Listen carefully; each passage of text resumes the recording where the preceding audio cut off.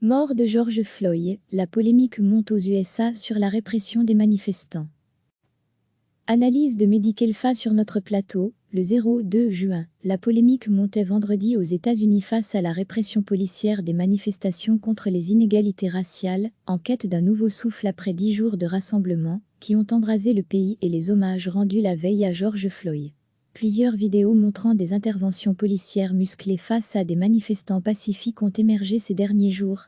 La dernière en date, diffusée jeudi soir, montre un manifestant fermement repoussé par un policier, alors qu'il est seul face à des dizaines d'entre eux dans la ville de Buffalo, à l'extrême nord de l'État de New York. On y voit l'homme, âgé de 75 ans, tomber en arrière, sa tête heurtant lourdement le sol, et personne pour lui porter immédiatement secours. Un premier communiqué officiel affirmait que le manifestant, qui saignait abondamment et semblait avoir perdu connaissance, avait trébuché et chuté.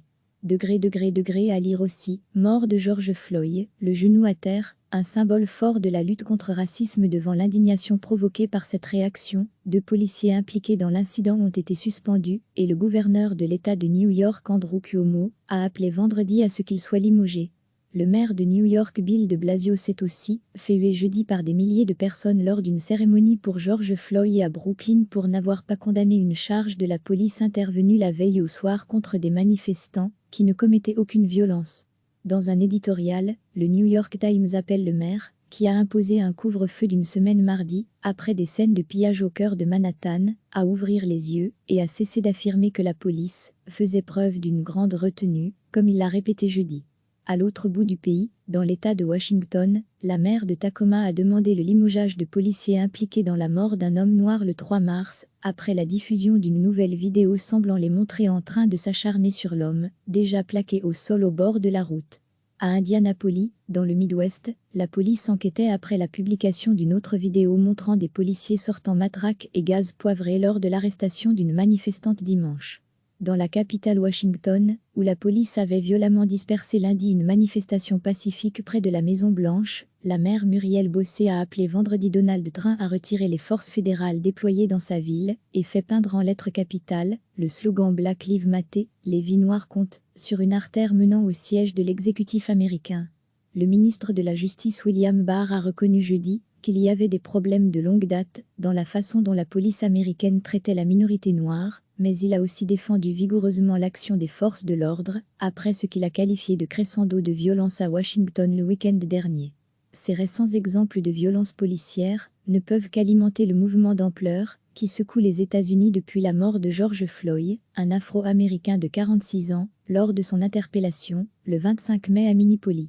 À lire aussi, mort de George Floyd, d'où vient le mouvement dit Black Lives Matter? Un cri de ralliement qui existe depuis 2013, ce alors même que certaines revendications des manifestants ont fini par être entendues. Le policier blanc qui a appuyé pendant près de 9 minutes son genou sur le cou de George Floyd a été inculpé mercredi d'homicide volontaire et non plus involontaire et les 3 autres agents présents inculpés de complicité. Après 10 jours de manifestations dans quelques 150 villes américaines, qui ont rencontré un large écho à l'étranger, de nombreux rassemblements étaient encore attendus vendredi, notamment à New York, et beaucoup s'interrogeaient sur l'ampleur qu'ils prendraient ce week-end. Les pillages survenus au début du mouvement dans plusieurs villes se sont arrêtés, et les manifestations des 2 derniers jours se sont déroulées globalement dans le calme. Plusieurs villes, dont Washington, Seattle et Los Angeles, ont désormais levé leur couvre-feu, mais pas New York, où il sera maintenu jusqu'à dimanche soir. Donald Trump, qui ne cesse d'appeler à rétablir l'ordre public, a appelé à nouveau vendredi les États qui ne l'ont pas fait, comme New York, a appelé en renfort la garde nationale. Mais à 5 mois de l'élection présidentielle, il a lié de façon surprenante les manifestations à ses espoirs de reprise de l'économie, après une baisse surprise du chômage en mai. J'espère que George Floyd nous regarde de là-haut en pensant que ce qui arrive au pays est grandiose. C'est un grand jour pour lui, c'est un grand jour pour tout le monde, a dit le président américain.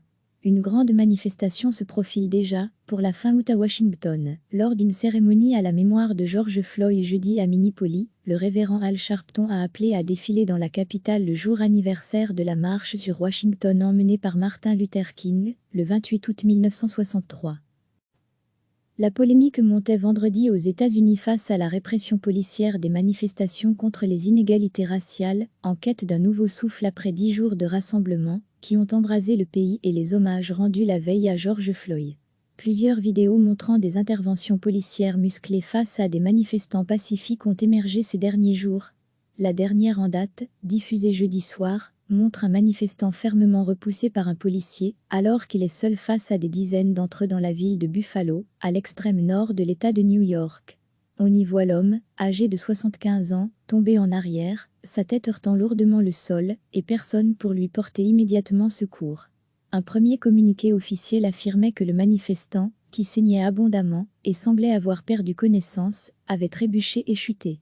À lire aussi, mort de George Floyd, le genou à terre, un symbole fort de la lutte contre racisme. Devant l'indignation provoquée par cette réaction, 2 policiers impliqués dans l'incident ont été suspendus et le gouverneur de l'État de New York, Andrew Cuomo, a appelé vendredi à ce qu'il soit limogé.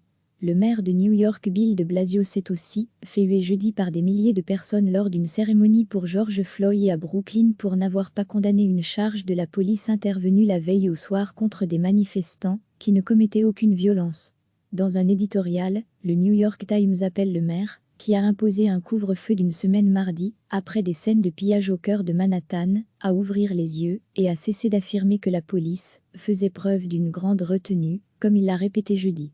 À l'autre bout du pays, dans l'État de Washington, la maire de Tacoma a demandé le limogeage de policiers impliqués dans la mort d'un homme noir le 3 mars, après la diffusion d'une nouvelle vidéo semblant les montrer en train de s'acharner sur l'homme, déjà plaqué au sol au bord de la route. À Indianapolis, dans le Midwest, la police enquêtait après la publication d'une autre vidéo montrant des policiers sortant matraques et gaz poivré lors de l'arrestation d'une manifestante dimanche. Dans la capitale Washington, où la police avait violemment dispersé lundi une manifestation pacifique près de la Maison-Blanche, la maire Muriel Bossé a appelé vendredi Donald Trump à retirer les forces fédérales déployées dans sa ville et fait peindre en lettres capitales le slogan Black Lives Matter, les vies noires comptent, sur une artère menant au siège de l'exécutif américain. Le ministre de la Justice William Barr a reconnu jeudi qu'il y avait des problèmes de longue date dans la façon dont la police américaine traitait la minorité noire, mais il a aussi défendu vigoureusement l'action des forces de l'ordre, après ce qu'il a qualifié de crescendo de violence à Washington le week-end dernier. Analyse de Medical Fa sur notre plateau, le 2 juin. Ces récents exemples de violences policières ne peuvent qu'alimenter le mouvement d'ampleur qui secoue les États-Unis depuis la mort de George Floyd, un Afro-Américain de 46 ans, lors de son interpellation, le 25 mai à Minneapolis. À lire aussi, mort de George Floyd, d'où vient le mouvement dit Black Lives Matter? Un cri de ralliement qui existe depuis 2013, ce alors même que certaines revendications des manifestants ont fini par être entendues. Le policier blanc qui a appuyé pendant près de 9 minutes son genou sur le cou de George Floyd a été inculpé mercredi d'homicide volontaire et non plus involontaire et les 3 autres agents présents inculpés de complicité. Après 10 jours de manifestations dans quelques 150 villes américaines, qui ont rencontré un large écho à l'étranger, de nombreux rassemblements étaient encore attendus vendredi, notamment à New York, et beaucoup s'interrogeaient sur l'ampleur qu'il prendrait ce week-end. Les pillages survenus au début du mouvement dans plusieurs villes se sont arrêtés, et les manifestations des 2 derniers jours se sont déroulées globalement dans le calme. Plusieurs villes, dont Washington, Seattle et Los Angeles, ont désormais levé leur couvre-feu, mais pas New York, où il sera maintenu jusqu'à dimanche soir. Donald Trump, qui ne cesse d'appeler à rétablir l'ordre public, a appelé à nouveau vendredi les États qui ne l'ont pas fait, comme New York, a appelé en renfort la garde nationale. Mais à 5 mois de l'élection présidentielle, il a lié de façon surprenante les manifestations à ses espoirs de reprise de l'économie, après une baisse surprise du chômage en mai. J'espère que George Floyd nous regarde de là-haut en pensant que ce qui arrive au pays est grandiose. C'est un grand jour pour lui, c'est un grand jour pour tout le monde, a dit le président américain.